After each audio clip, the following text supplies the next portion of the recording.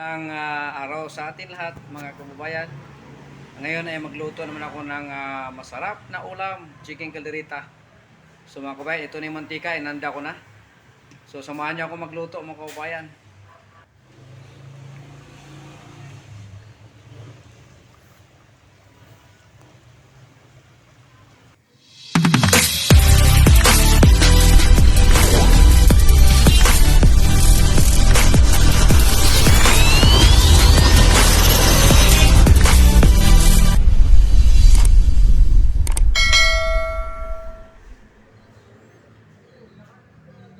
Iperito ko muna mga kabayan yung manok para masarap sa calderita. So ito, luto na yung manok mga kababayan. Ganda ng kulay oh.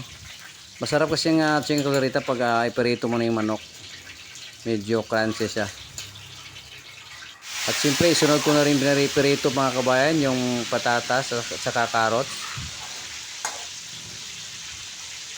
Wow. Tsaka sinama ko na rin yung red pepper mga kababayan. Wow, bango na oh. Nambango talaga yung red pepper pag ano. Siyempre gigisa na ako ngayon. Unahin natin yung bawang. Siyempre bawang muna. At halaluin ko para hindi masunog mga kabayan. Saka siyempre isunog ko rin yung sibuyas. Ako lalong bumango ang pag-isa ko mga kabayan oh. Isunog ko na rin yung siling green saka pula. Kaunti lang kasi pag marami subanghang di rin. Saka tomato paste sama ko na rin. Naluluin ko muna. Saka siyempre lagyan ng yung pinagbabara ng manok kanina bago iprito mga kabayan. O yun. Dagdag sarap din yan mga kabayan. Saka siyempre liver's bread nilagay ko na rin. Saka ilunod ko na yung pinaritong manok mga kababayan sa sauce niya. Wow, bango na.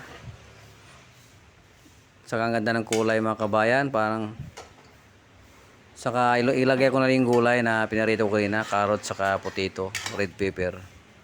Hindi ko inubos kasi pang topping sumay sa plato. Wow, luto ng ating chicken calderita mga kababayan. Wow, sarap po.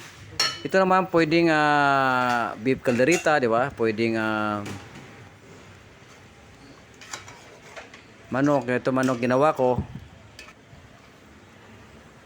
Wow, ito lutong-luto na. Ang ganda ng kulay mga kababayan, no?